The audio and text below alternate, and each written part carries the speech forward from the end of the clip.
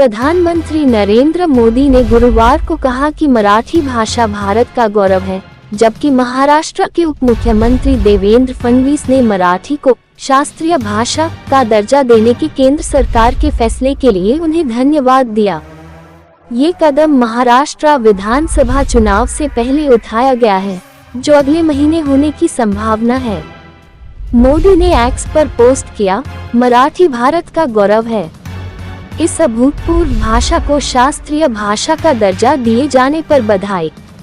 ये सम्मान हमारे देश के इतिहास में मराठी के समृद्ध सांस्कृतिक योगदान को स्वीकार करता है।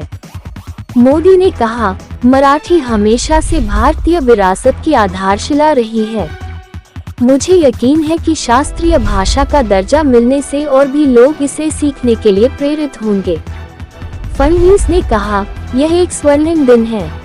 महाराष्ट्र के 12 करोड़ लोगों की ओर से मैं इस फैसले के लिए प्रधानमंत्री मोदी को धन्यवाद देता हूं। माननीय प्रधानमंत्री नरेंद्र मोदीजी आणि संपूर्ण केंद्र सरकारचे मी मनापासून आभार मानतो की इतक्या वर्षाची मागणी मराठी भाषेला अभिजात भाषेचा दर्जा द्या, ही मागणी माननीय मोदीजींनी आणि मंत्रिमंडळाने मान्य केली आणि आजपासून आपली मराठी भाषा ही अभिजात भाषा म्हणून गणली जाणार आहे।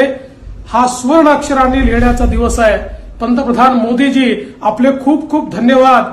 महाराष्ट्र सरकारने मी मुख्यमंत्री असताना आणि आता देखील माननीय एकनाथराव शिंदेजींच्या नेतृत्वात सातत्याने पाठपुरावा केला, प्रयत्न केला, पुरावे दिले आणि आज हे सगळे पुरावे मान्य होत मराठी भाषा ही अभिजात भाषा झाली आहे।